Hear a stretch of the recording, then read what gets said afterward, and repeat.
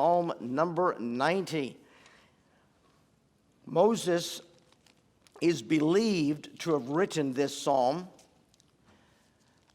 and the Hebrew songbook was divided into 5 books of psalms. We have one book of psalms with 150 psalms in it. The Hebrew Bible had 5 books of psalms, and the 4th book of psalms included Psalm 90 through 106. And Psalm 90 is the first song in the 4th book of Psalms. Some believe and have found thematically that each set of Psalms, or each book of the Psalms, seems to reflect one of the 5 books of the Pentateuch, the 5 books that Moses wrote. And it is believed that he wrote Psalm 90 as the first psalm that was written, and it reflects the period of time in Israel's passing from Egypt to the Promised Land after Kadesh Barnea, the 40 years of wilderness wanderings. And so it is believed that Moses, as he also wrote Genesis, Exodus, Leviticus, Numbers, and Deuteronomy, also wrote the 90th Psalm as a song after having found out that the nation was going to wander for 40 years. And in that wandering, everyone aged 20 and above, save 2, were going to die. And so Moses leads this nation through 40 years of wandering in circles, waiting for an entire generation to die because of what happened in Kadesh Barnea. And so this is a psalm, a prayer of God, a prayer of Moses, the man of God. It's titled, if you have that in your Bible, right above verse number 1 in very small print. And so Moses wrote this song, this prayer, and it was sung by the people of Israel as they contemplated the wilderness wanderings from Kadesh Barnea to the Promised Land. Now, this is written then by a senior citizen. Moses would have written this sometime after he was 80 years of age. He was 80 years of age when he led Israel out of Egypt. And so at Kadesh Barnea, he was somewhere just over 80 years of age. And as a senior citizen, finding out that he was going to lead the nation of Israel during a very difficult period of 40 years, so he prayed. And he was talking to God as a senior citizen about what was in front of them, what had happened, what they were facing. And this prayer reflects some valuable lessons that this senior citizen expressed to God that he had learned, and requests that he was seeking from God in light of the difficulty that he was facing as the leader of Israel. So I want us to look at this because, we set aside today, I set aside today to emphasize the honor of seniors, and this evening I want us to contemplate what we can learn from seniors. What can we learn from a senior who's walked with God for many years? If we had the opportunity to eavesdrop when they were having their personal devotions, and when they came to the end of their personal devotions and they prayed, and we had the opportunity to eavesdrop on their prayer, what would we learn about God, about people, about life, about what they were facing? What lessons can we learn from a senior? So I want us to listen to a senior citizen tonight and learn as we contemplate what he talked to God about. There are 2 parts, as you can see on your little worksheet. As Moses goes into this time of prayer, he talks to God in prayer about things God had taught him, things that he knew because of walking with God over the years. And those 2 things are given to us in verses 1 through 11. And then after verse number 11, he begins to ask God for things. He begins to list 5 requests that he prayed. 5 prayer requests from Moses as he's preparing to lead Israel into 40 years of wandering while a generation dies because of what had happened in Kadesh Barnea. So let's eavesdrop a little bit here. The first lesson that God teaches me in life that Moses said God had taught him is in verse number 1. Lord, thou hast been our dwelling place in all generations. By the way, before I get into this any further, I was reading through Psalms, and this was the psalm I was reading and had in front of me before the men's prayer advance. And in the men's prayer advance, Kerry Schmidt did an amazing session to the men on Psalm 90. I so thoroughly enjoyed listening to him step through Psalm 90 with the men at the men's prayer advance. And as I continued to meditate on the psalm for the days following the prayer advance, I began to see some things that I had not seen before, thoughts that were triggered in part from Kerry Schmidt sharing some things that he had learned from this psalm, and then some things that God showed me as I continue to read and meditate on this psalm. And so here we have Moses talking to God, and he says, Lord, thou hast been our dwelling place in all generations before the mountains were brought forth, or ever thou hadst formed the earth and the world, even from everlasting to everlasting. Thou art God. Moses knew that God is. That's profound when you contemplate the number of people who don't know who God is or don't believe that God is. Here's a senior citizen that has walked with God for over 80 years. And when he gets down on his knees, as it were, and he begins to talk to God, he said, God, you've been the place where I've lived. You've been my dwelling place. I've lived in you.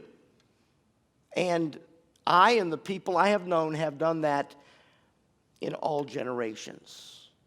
Moses knew of the generations of his forefathers. He knew of Abraham, Isaac, Jacob, and Joseph. The Israelites were enslaved there. He defended them because he knew they were his blood kin. And he knew of the generations that had gone before him. And he said, God, as he thought back over the generations of his people, Abraham, Isaac, Jacob, Joseph, Joseph, and then all that happened in Egypt as he came back and led the people out. He's Lord, our family has lived inside of you. You've been our dwelling place. We didn't just check into you like a motel room and spend a night every once in a while. You were our dwelling place. You were home to us. You were the place filled with memories from generation to generation to generation. In our lineage, you have been the place where we have called home. You exist, you are, and you have always been. And then he widened it out from there in verse number 2 when he said, God, you've existed from everlasting to everlasting. You have no beginning, you have no end. Before the world was created, before the mountains were pushed up, before you formed anything, from everlasting in the past to everlasting in the future, you are God. You know, that's an important lesson, and nobody knows that better than a senior saint who's walked with God for many, many, many years. And all the ups and downs and trials and turmoils and blessings and victories. And then in their senior years, they say, you know something that God has taught me over the course of my life? God exists. He's always existed. He always will exist. And he's real to me. And he was real to my parents. He was real to my grandparents. And he was real to my great-grandparents. For generations, God has been real to us in our family. Now, everyone can't say that, can they? Everyone can't go back generation after generation to a multi-generational lineage of saved people. Sometimes we were the first generation that got saved, or we were the second generation, or Moses knew generationally that God existed. And then I want you to see a second lesson. Verse number 3, Moses said, God, thou turnest man to destruction. Now remember, he's just left Kadesh Barnea. He has just seen the mighty judgment of God announced to the people that he leads. And he says, thou turnest man to destruction. And then notice what God says. God says, return, ye children of men. God turns man to destruction, and immediately God says, come back. Destruction because of sin. Come back is the offer of salvation. Moses had learned that God calls people to himself. God wants people to be saved. God calls people unto himself. And Moses knew that God, in his relationship with man, is a hope of salvation. And then he begins to just ramble from verses 4 to verse number 11, and it's all judgment. It's sin and judgment and difficulty. He says, 1,000 years in thy sight is but as yesterday, when it is past, a watch in the night, thou carriest them away as with a flood. He's talking about the judgment of God. Our life is so brief. We're only here for a little while. You carry us away as a flood in judgment. They are as a sleep. In the morning they are like grass which groweth up. In the morning it flourisheth, groweth up. In the evening it's cut down and withereth. For we are consumed by thine anger, and by thy wrath we are troubled. Thou hast set our iniquities before thee, our secret sins in the light of thy countenance. For all our days are passed away in thy wrath. We spend our years as a tale that is told. Here's an old man, a senior citizen in his 80s, saying, you know, life has been filled with turmoil. There's been a lot of sin, and sin brings judgment. And we're here just such a brief time. We're just here and gone. Old people will often talk about how quickly life has passed them by. It was just like a watch in the night, just a brief moment of time, and it's over, and we could tell all of our years just like a short story. It didn't last very long. It's all over. If we live 70 years, 70, if by reason of strength we live 80 years, yet that was about Moses' age when he's writing this psalm. If we live 70 or 80 years, yet is there strength, labor, and sorrow, for it is soon cut off and we fly away. Who knoweth the power of thine anger? Even according to thy fear, so is thy wrath. So here's a senior saint. He's getting ready to lead Israel into a very difficult segment of time. He's very conscious of the judgment of God because of their failure to have faith in God and believe God and do what God told him to do. And one thing he knows is that God is real. And the second thing he knows is we're in a mess. But we have hope because God calls us to return back to him. He wants us to come back to him. And there's always hope for those who know that God is. And Moses is focusing on that great hope. So there are two simple lessons that Moses, as a senior citizen, knew. He knew that God is, and he knows I can come back to that God even after I've messed up. And as hard as his judgment is to those who sin, God's desire is that we return to him. I think we can probably all relate to that. We could all say, you know, I've learned in life that God exists. He really does. He is real. He's always been, always will be. I've seen enough evidence. I know that God exists. And I know as I look around me that there's a lot of sin in the world, and sin brings judgment. And so there's a lot of judgment and a lot of sorrow. And life is so short. I mean, you're here and you're gone. It's just, God's forever. 1,000 years to God. You know, America is barely a fourth of 1,000 years. Our whole history of our country comes nowhere near to 1,000 years. And to God, it's just, what's 1,000 years? It's nothing. Life is just a brief moment. What does Moses pray to God? What does a senior saint ask of God when they're facing a responsibility that is huge? They know God is real and he invites us to come close to him. Well, he made 5 requests. I want you to see them just briefly. In verse number 12, his first request was, so teach us to number our days. An older person is conscious of the brevity of life. And Moses' first prayer request is, God, help me every day to make this day count. Help me to be aware of the opportunities. Help me to know that today is soon going to be over and I'll never be able to reclaim it. God, help me every day to number my days so that I may apply my heart to wisdom. That was his first prayer request. His second prayer request was asking God, as he waited for God, he said, return, O Lord, how long? 40 years, God? 40 years? Would you come back sooner? Would you shorten that down some? Maybe you could repent thee concerning thy servants. Change your mind about what those 10 spies came back with and what Israel as a nation decided to do in rejection to your instructions. Lord, maybe you could change your mind about those 40 years. Lord, would you come back sooner? How long do we have to wander in the wilderness? How long do we have to go through this time of judgment? You ever feel like that? God, how much longer? How much longer? Couldn't you come back now?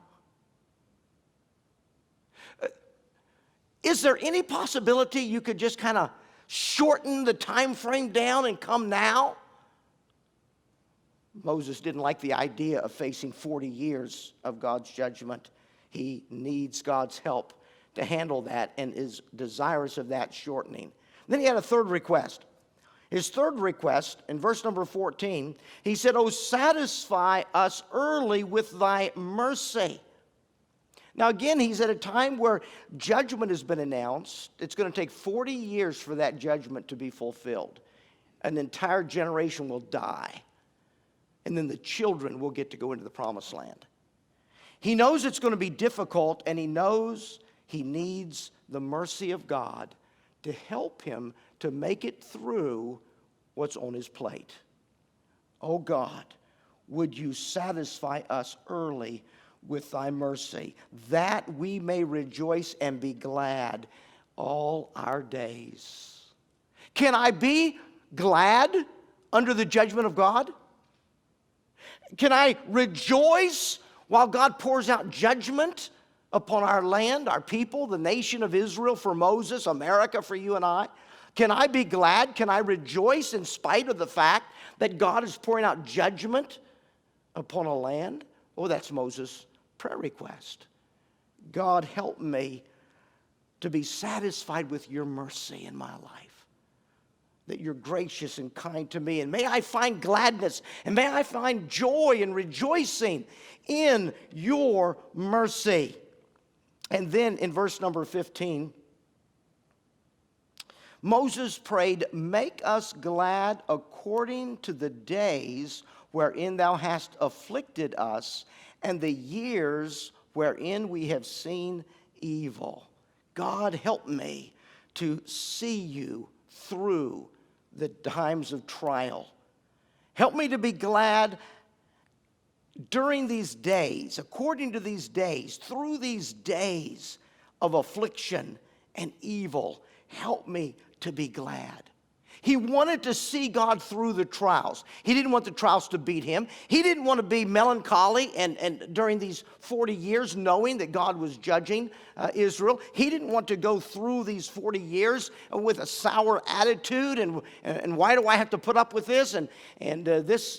He wanted God to help him see him through the trials and be filled with a sense of God's presence in his life.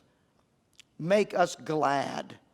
And in verse number 16, he said, let thy work appear unto thy servants. Help me, God, to see your hand in what we're going through. I can't explain it, what we're going through.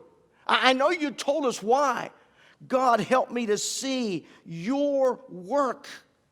May your work appear before me. Can I see your hand in what you're putting us through and what you're doing in our nation? And notice that was a prayer about thy servants. Let thy work appear unto thy servants. That's the generation that rejected God. That's the generation that didn't have faith in God. That's the generation that's going to die.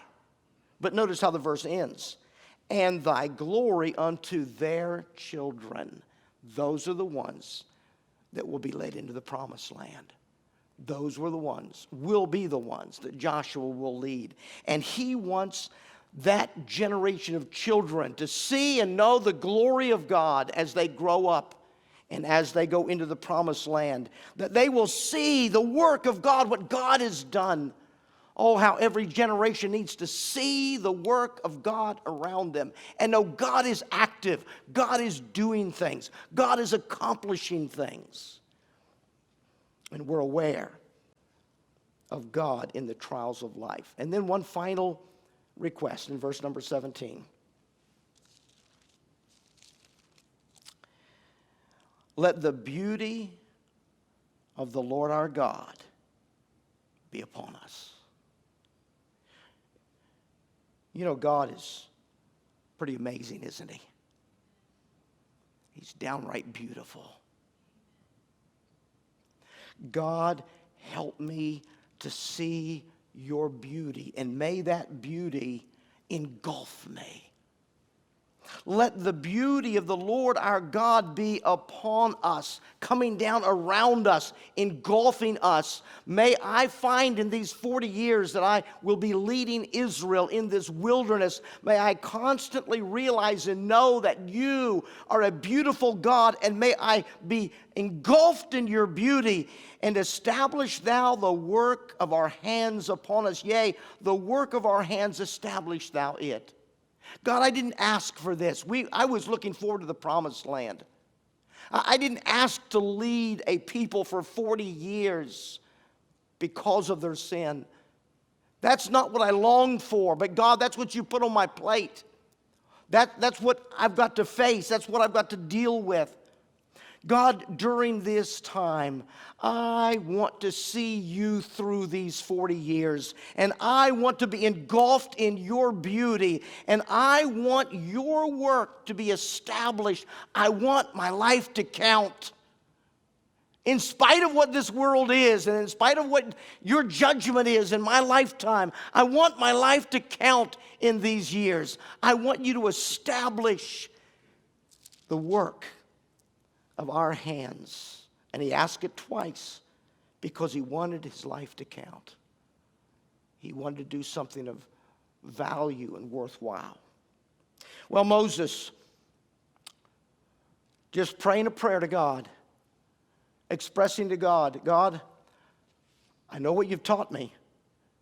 I know you've taught me that you are real. You exist. And you've taught me that you want me. In spite of my sin and in spite of my failings, you invite me to return back to you, and you've given me hope. So God, I'm asking you, would you help me to make every day count? Because life is so short. I wonder if we could learn that from senior saints. Make every day count this year. I wonder if we could learn from senior saints that asking God to come back into our experience now is precious majoring on his mercy, seeing him through his trials, being engulfed in his beauty as he uses us this year to bring glory to his name. Well, those are some things that we can learn if we have the opportunity to listen closely at the prayer closet of a senior saint and listen to them pour out their heart to God about what is going on in the world around them. Moses had a tough lot. He had a tough assignment. It was a difficult thing that God put on his plate, but he wanted to make the most of it for God's glory.